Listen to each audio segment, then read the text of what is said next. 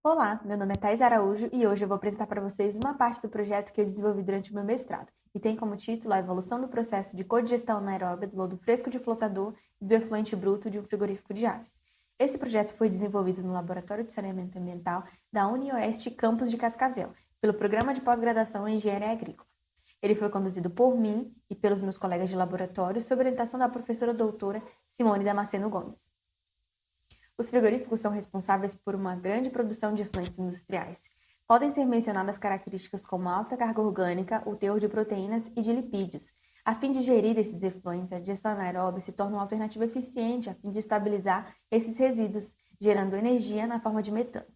O objetivo desse trabalho foi monitorar o processo de codigestão anaeróbica do lodo fresco de flotador e do efluente bruto de um frigorífico de aves.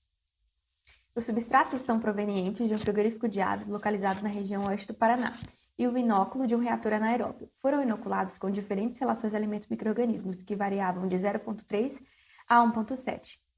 Os testes em batelada foram realizados em escala laboratorial e monitorados por um período de 5 semanas, onde, durante cada semana, eram retiradas amostras destrutivas para todos os tratamentos. A fim de verificar o efeito da dosagem de lodo durante o processo de codigestão anaeróbia, foi realizada uma análise descritiva e os tratamentos agrupados entre porcentagens de lodo semelhantes, a fim de facilitar o entendimento. O pH apresentou um maior valor ao final do experimento para todos os tratamentos. O pH apresentou o maior valor ao final do período de avaliação. Se manteve também na faixa recomendada pela literatura, que é de 6,3 a 7,9, o que favoreceu o desenvolvimento de micro-organismos responsáveis pela produção de metano. Para o pH, não foi possível verificar o efeito da relação AM ou da dosagem de lodo fresco de flotador no processo de codigestão anaeróbica. Para a relação AIAP, foram observados valores que variavam entre 0,53 e 1,3. E um declínio também no decorrer do experimento, isso para todos os tratamentos. Foi possível observar também uma influência na dosagem de lodo fresco de flotador ao fim do processo de codigestão anaeróbia.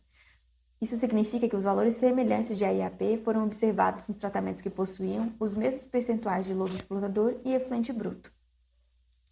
Foi possível observar um aumento da acidez volátil em todo o período de monitoramento para todos os tratamentos. Valores entre 416,33 e 970,21 mg por litro, o que constava na literatura valores entre 500 e 2.000 mg.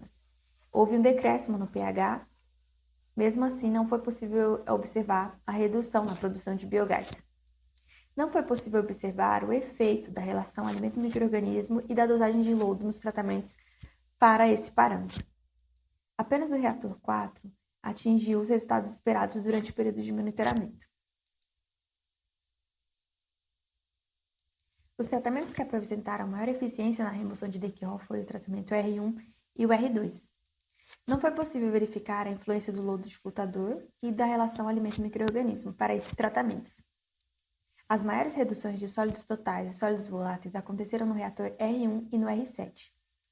Provavelmente devido às menores rações alimento-micro-organismo, que no R7 era 0,3 e no R1 0,5. Foi possível concluir que houve efeito da relação alimento-micro-organismo nos parâmetros acidez volátil, sólidos totais e sólidos voláteis. As diferentes dosagens de lodo fresco de flotador influenciaram na alcalinidade parcial e na alcalinidade intermediária. As amostras que continham valores mais baixos de relação AM tiveram, consequentemente, a maior produção de metano.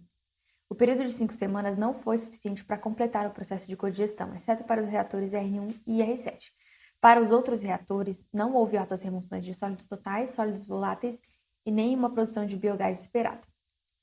Para os reatores R1 e R7, a evolução no processo de codigestão aconteceu de forma satisfatória. Esses reatores apresentaram maior potencial na produção de metano, na remoção de sólidos totais, sólidos voláteis, num tempo pré-definido. Um agradecimento à CAPES, que financiou essa pesquisa, à UniOeste e ao Programa de Pós-Graduação em Engenharia Agrícola.